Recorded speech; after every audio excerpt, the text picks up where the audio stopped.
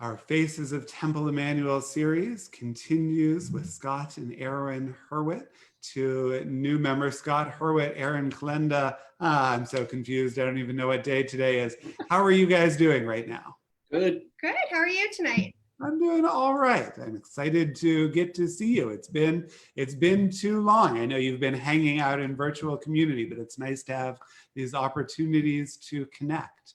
You know, this is a great opportunity as well for other members of Temple to get to know the two of you just a little bit better. So start me off, what neighborhood are you living in? Bethel Park. Wonderful. Where about? Incredibly close to Bethel Bakery, so it's quite tempting every time we drive somewhere.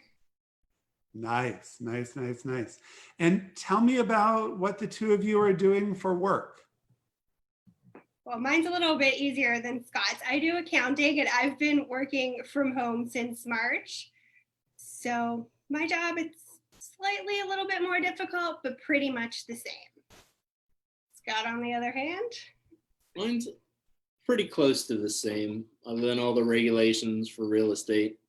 And as a realtor, I work from home most of the time anyway, but now Erin's here all day with me.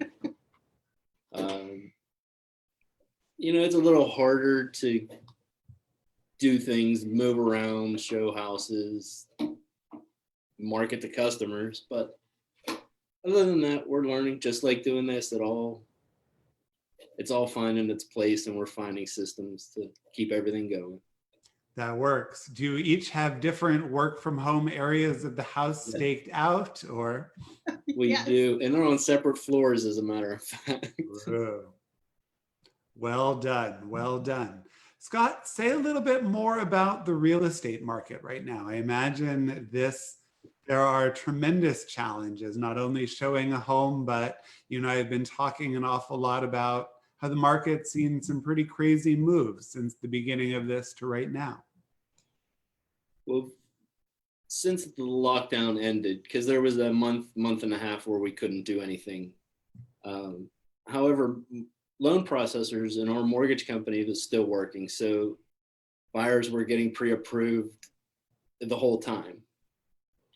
However, we couldn't list houses, so the minute we were able to show houses and start doing some things again. All these buyers were ready to go, but the listings are lag behind a week or so because we had to get the photographer out there, go to the house ourselves. So it was crazy the first couple weeks. I had a couple sales that had 11, 12 offers on them. Everything was going over list price, but now that it's been a month, everything's starting to equal out and the craziness seems to be slowing down a little bit. What that means exactly, I don't think anybody knows, but it seems to be finding an equilibrium, at least for the moment. I'm glad that it's much easier when things are predictable, I imagine, and much easier to give good advice and counsel the folks you are working with. Yeah. Now I just give them my best guess, and every day I update them because things change every day. So every day I let them all know how many listings there are. That way they know if it's a buyer's market or a seller's market. And currently it's changing day by day. Some days in the South Hills, there's 30 houses listed and 9 sales. And some day there's 9 new listings and 30 sales. So hopefully it'll all equal out, but the mortgage rates are so low that it's still moving right along. Fair enough. I see that we have a third member of the family joining us. Who is that, Erin? We do. This is our cat, Charlie. I can't see him. Say hi, Charlie. Very cute. She's happy to be on a Zoom meeting. I love it. So when you guys need to find those chances to get out of the house and get a free moment or two, what do you do for fun? That's hard. Before lockdown and stay at home, it was a little different. Now I've moved to virtual workouts, virtual yoga. We've been watching a lot of Netflix. We went out to the library. That was exciting. It was an exciting day in the All right. last 3 months. We did a curbside pickup. Stopped and got pizza on the way home. We're just living it up over here. Right? Can you imagine, like, if we could rewind to 2018 and you would say in 2 years, going grocery shopping would be the riskiest activity of your life, and going to the library, the prime source of excitement, where you got to see all the other cool people you don't get to interact with? Yeah, It's amazing. exactly. And even grocery pickup, we go to the Giant Eagle and they just put it in the trunk and we leave. We don't even go to the grocery stores.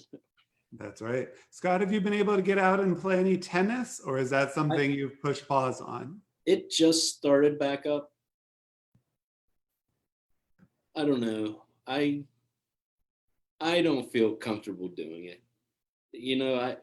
Because I just don't know. So I would rather not be around a bunch of people breathing heavy and sweating. I mean, I know that's probably an unfounded concern, but I mean, my degree's in mathematics, so